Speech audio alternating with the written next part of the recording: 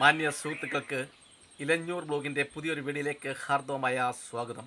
പ്രിയമുള്ളവരെ, ഇപ്പോൾ പച്ചക്കറികൾ കൃഷി ചെയ്യുന്ന അതിന് പറ്റിയ ഏറ്റവും നല്ല ഒരു സമയമാണ്.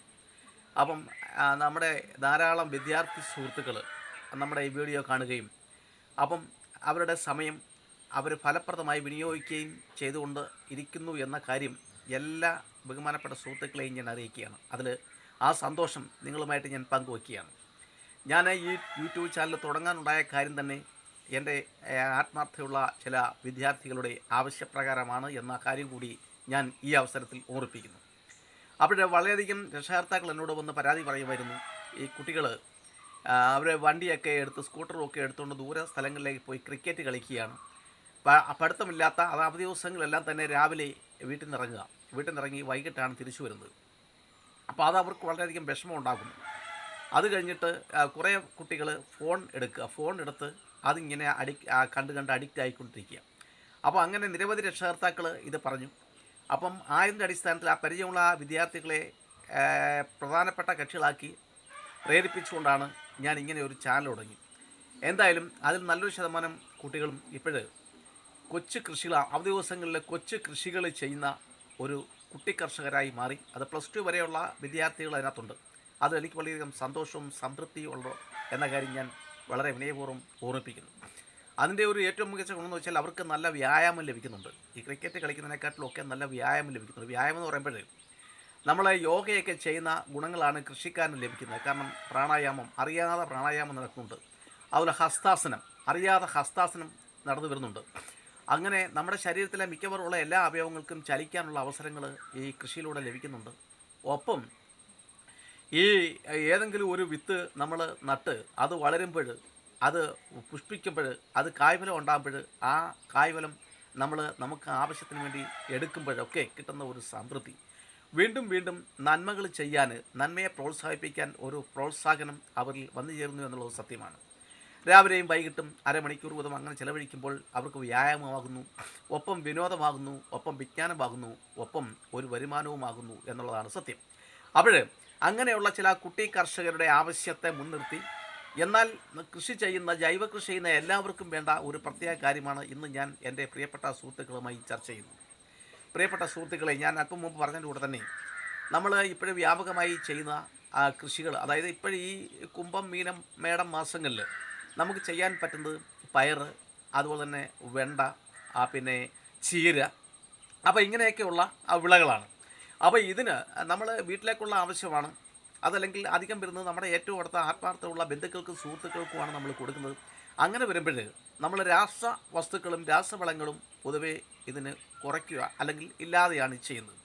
കാരണം ഈ ചീരയ്ക്കൊക്കെ പ്രധാനമായിട്ടും കീടങ്ങൾ ഉണ്ടാകുന്നതെന്ന് വെച്ചാൽ ഇതിന് ഇലതീനിപ്പുഴു എന്ന് പറയുന്ന ഒരു പുഴുവുണ്ട്. അപ്പോൾ ഈ ഇലതീനിപ്പുഴു വന്ന് ഇതിൻ്റെ ഇലകൾ അങ്ങ് തിന്നു കഴിയുന്നുണ്ടെങ്കിൽ അതിൻ്റെ ഞരമ്പ് മാത്രം അവിടെ നിർത്തും, ബാക്കി അങ്ങ് തിന്നും. അപ്പോൾ അത് നമുക്ക് കാണുന്ന ഒരു വിഷമം ഉണ്ടാവും. അപ്പം ഇതിന് രാസമരുന്നുകളുണ്ട്, അതായത് കീടനാശിനികളുണ്ട്. അത് വാങ്ങിച്ച് സ്പ്രേ ചെയ്യാൻ നമുക്ക് വൈമനസ്യമാണ്. കാരണം അതിനകത്ത് എന്തായാലും ഒരു പാർശ്വഫലം ഉണ്ട് എന്നുള്ളതൊരു സത്യം തന്നെയാണ്. അതുകൊണ്ട് നമ്മൾ അത് ചെയ്യത്തില്ല. അതുപോലെ തണ്ടുതീനി, ഈ തണ്ടുതുരപ്പൻ പുഴു എന്ന് പറയുന്ന ഒരു പുഴുണ്ട്. അത് തണ്ട് തുറന്ന് അതിനകത്ത് തിന്നുകയും അതിനകത്ത് മുട്ടയിട്ട് വെക്കുകയൊക്കെ ചെയ്യും. അങ്ങനെ ചെടി നശിച്ചു പോകും. പിന്നെ ഇലയിരൊട്ടിപ്പുഴു, ഇലയ്ക്കകത്ത് ചുരുട്ടി അതിനകത്ത് കയറി നിന്നതിന് ശേഷം രാത്രി സമയങ്ങളിൽ ഇത് ആ ഇല തിന്നുന്നത്. അങ്ങനെയൊക്കെയുള്ള കീടങ്ങൾ, പുഴുക്കൾ നമ്മുടെ ഈ പറയുന്ന ചീരയ്ക്കും അതുപോലെ പയറിനും ഒക്കെ നാശം വിതയ്ക്കുന്നുണ്ട്. അപ്പം ഈ നാശം വിതയ്ക്കുന്ന ഈ പുഴുക്കളെ, ഈ കീടങ്ങളെ ഇല്ലാതാക്കുന്നതിനും ഒപ്പം നമ്മുടെ ഈ ചെടികൾ, ഈ കൃഷി വിളകൾ വളരെ തഴച്ചു വളർന്ന് നല്ല പുഷ്പിച്ചുണ്ടാകുന്നതിനും വാട്ടരോഗങ്ങൾ, ഇപ്പോൾ തന്നെ തക്കാളി എന്ന് പറയുന്ന, വഴുതന എന്ന് പറയുന്ന ഈ കൃഷികളൊക്കെ, ഈ ചെടികളൊക്കെ നമ്മൾ നട്ട് കുറച്ച് ദിവസം കഴിഞ്ഞാൽ കാണാൻ വാടിയിരിക്കുന്നത്. അതുപോലെ ചില മുളകരങ്ങളും അങ്ങനെ വരാറുണ്ട്. അപ്പോൾ ഇത് മണ്ണിലടങ്ങിയിരിക്കുന്ന ചില കീടങ്ങൾ, ചില വിരവുകളുടെയൊക്കെ പ്രവർത്തനഫലമായിട്ടാണ് ഇങ്ങനെ ഉണ്ടാകുന്നത്. അപ്പം ആ വാട്ടരോഗം മാറാൻ, അപ്പോൾ ഈ കീടങ്ങളുടെ ഉപദ്രവം ഉണ്ടാവാതിരിക്കാൻ, വാട്ടരോഗം മാറാൻ, ഒപ്പം ഇത് തഴച്ച് വളരുന്നതിനും ഒക്കെ പറ്റുന്ന ഒരു ലായനി അല്ലെങ്കിൽ ഒരു ജൈവ സ്ലറി എന്ന് വേണം നമുക്ക് പറയാം. അത് പ്രയോഗിക്കുന്ന രീതിയാണ് ഇന്ന് ഞാൻ പ്രിയപ്പെട്ട സുഹൃത്തുക്കളുമായിട്ട് പങ്കുവയ്ക്കുന്നത്. അപ്പോൾ പ്രിയപ്പെട്ട സുഹൃത്തുക്കളെ, നമ്മൾ കൃഷി ചെയ്യുമ്പോൾ ശ്രദ്ധിക്കേണ്ട ഒരു കാര്യം എന്ന് വെച്ചാൽ, നമുക്ക് ഒരു 10 രൂപയുടെ ആദായം കിട്ടുന്നിടത്ത് 20 രൂപ മുടക്കി കൃഷി ചെയ്യുന്ന അതിനോട് എനിക്ക് യോജിപ്പില്ല. 10 രൂപ ആദായം കിട്ടുമ്പോഴും നമ്മൾ അതിനകത്ത് ഏതാണ്ട് 50 പൈസ മാത്രം മുടക്കുക. അങ്ങനെയുള്ള കൃഷി രീതിയാണ് ഞാൻ പരീക്ഷിക്കുന്നതും ചെയ്തതും എൻ്റെ പ്രിയപ്പെട്ട സുഹൃത്തുക്കൾക്ക് ഇത് പങ്കുവെച്ച് തരുന്നു. കാരണം പലരും പറയുന്നുണ്ട്, ഒരു വാഴയുടെ ചോട്ടിലൊക്കെ 1.5 കിലോ കുമ്മായമൊക്കെ ഇട്ട് കൊടുക്കണമെന്ന്. അത് സത്യത്തിൽ അതൊക്കെ കേൾക്കുന്നുണ്ടെങ്കിൽ നമുക്ക് എന്തുവാ തോന്നുന്നത്? 1.5 കിലോ കുമ്മായമൊക്കെ ഒരു വാഴയുടെ ചോട്ടിൽ ഇട്ട് കൊടുത്താൽ ഇപ്പോൾ നമുക്കറിയാം അങ്ങനെയൊക്കെ ഇട്ട് കൊടുക്കുന്നതിൻ്റെ ഭവിഷ്യത്ത് ഭയങ്കരമാണ്. നമ്മുടെ മണ്ണ് തന്നെ വല്ലാതായിപ്പോവും. അപ്പോൾ അതൊക്കെ നമുക്ക് യോജിപ്പല്ല. കാരണം ഈ കുമ്മായം ചേർത്ത് കൊടുക്കണം. അതായത് കൃഷിയൊന്നും ഇല്ലാതെ കിടക്കുന്ന പുരയിടം മഴ പെയ്ത് അതിലെ ജീവനാംശം പോഷകാംശം മുഴുവൻ നഷ്ടപ്പെട്ടിരിക്കുന്ന ആ മണ്ണിൽ കുറച്ച് കുമ്മായം, നമ്മൾ ഏത് കൃഷിയാണ് ചെയ്യുന്നതനുസരിച്ച് ഒറ്റ കൈ കുമ്മായം, അതല്ലെങ്കിൽ ഇങ്ങനെ ഈ കൈ കുമ്മായം, ഇതിൽ കൂടുതൽ കുമ്മായം നമ്മൾ ചേർത്ത് കൊടുക്കരുത്. അത് പോട്ടെ, ഈ ഒരു സസ്യത്തിന് വളരാനും അത് കായ്ഫലം തരാനും ആവശ്യമായ എല്ലാ ഘടകങ്ങളും അടങ്ങിയ പച്ചില വളങ്ങളുണ്ട്.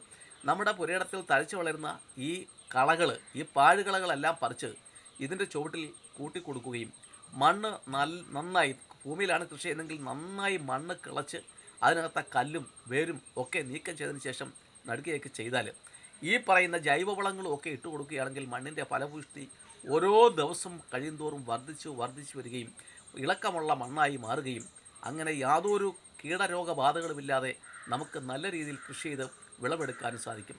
അപ്പോൾ ജൈവ കൃഷി ചെയ്യുമ്പോൾ പ്രത്യേകം ശ്രദ്ധിക്കേണ്ട ഒരു കാര്യമുള്ളത്, ആദ്യമായിട്ട് നമ്മളൊരു സ്ഥലത്ത് ജൈവ കൃഷി ചെയ്യുന്നുണ്ടെങ്കിൽ ആദ്യത്തെ വിളവിന് അല്പം കുറവുണ്ടാകും. കാരണം ഇത് മണ്ണിൽ ലയിച്ച് വലിച്ചെടുക്കാനൊക്കെ അല്പം താമസമുണ്ടാകും.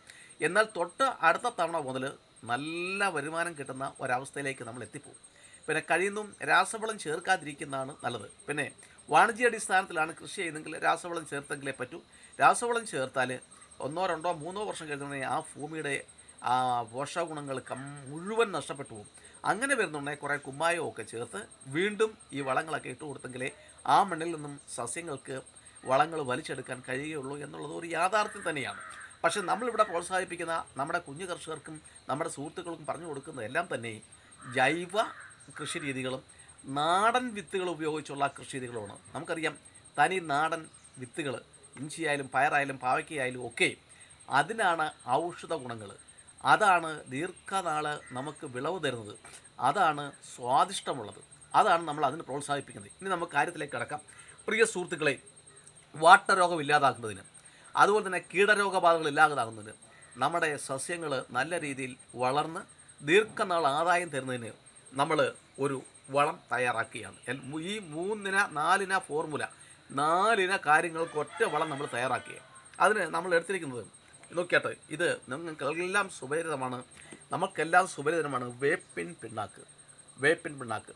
നമുക്കറിയാം, വേപ്പിൻ്റെ കുരു ആട്ടി അതിൻ്റെ എണ്ണ മാറ്റിയതിന് ശേഷം വരുന്ന ആ സാധനമാണ് വേപ്പിൻ പിണ്ണാക്ക് എന്ന് പറയുന്നത്. വേപ്പിൻ പിണ്ണാക്ക് കടകളിൽ 2 തരത്തിൽ വാങ്ങിക്കാൻ കിട്ടും. ഒന്ന് ഇതേപോലെയുള്ളത്, മറ്റൊന്ന് പൊടിയായി വരുന്നത്. അപ്പം ഞാൻ ശുപാർശ ചെയ്യുന്നതും വാങ്ങുന്നതും ഇതേപോലെ കട്ടയായിട്ട് വരുന്നതാണ്.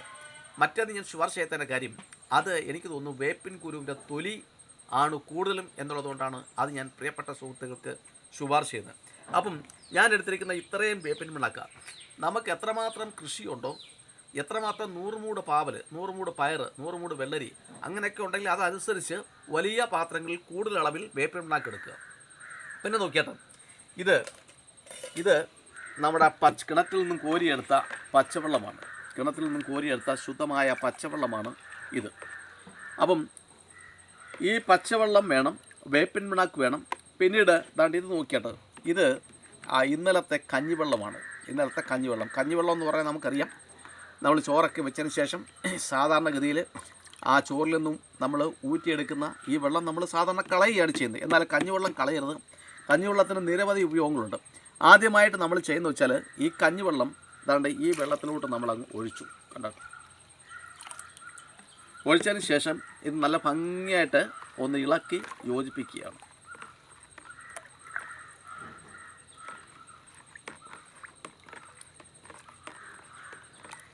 അപ്പോൾ ഇതിൻ്റെ വെള്ളത്തിൻ്റെ അളവെന്ന് പറയുമ്പോൾ നമുക്ക്, ഞാൻ മുമ്പേ പറഞ്ഞിട്ടുണ്ട്, എത്രമാത്രം കൃഷിയുണ്ടോ അതനുസരിച്ചുള്ള വെള്ളം നമ്മൾ എടുക്കുക. ആ വെള്ളത്തിൻ്റെ കാൽ ഭാഗം മാത്രമേ കഞ്ഞിവെള്ളം എടുക്കാവൂ. അത് നമ്മൾ പ്രത്യേകം ശ്രദ്ധിക്കണം. നമ്മൾ എത്രമാത്രം പച്ചവെള്ളം ഉണ്ടോ അതിൻ്റെ കാൽ ഭാഗം മാത്രം പച്ചവെള്ളം എടുക്കുക. ഇങ്ങനെ ഇളക്കി യോജിപ്പിച്ചതിൻ്റെ ആ കഞ്ഞിവെള്ളവും പച്ചവെള്ളവും യോജിപ്പിച്ചതിന് ശേഷം ഈ വേപ്പിൻ പിണ്ണാക്ക് നമ്മൾ ഇതിലേക്ക് ഒന്ന് ഇട്ട് കൊടുക്കുക.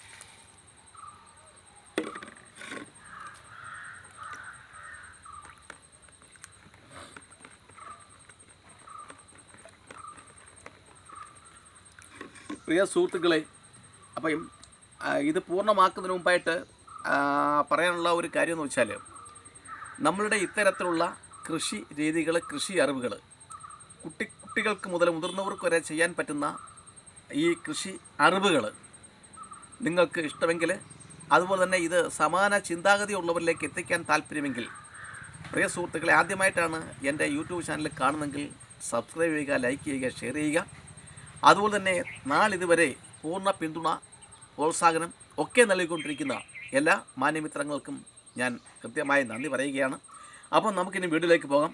അപ്പം നമ്മൾ ഈ കഞ്ഞിവെള്ളവും പച്ചവെള്ളവും കൂടെ യോജിപ്പിച്ചതിന് അകത്ത് ഈ വേപ്പിൻ പിണ്ണാക്ക് കിട്ടും. ഇനി നമ്മൾ ചെയ്യേണ്ടതെന്ന് വെച്ചാൽ ഒരു അരമണിക്കൂർ ഇത് ഇങ്ങനെ തന്നെ വെച്ചേക്കണം. അരമണിക്കൂറിന് ശേഷമാണ് അടുത്ത ചില കാര്യങ്ങൾ ചെയ്തിട്ട് നമ്മൾ ചെടികൾക്ക് തളിച്ചു കൊടുക്കുന്നത്.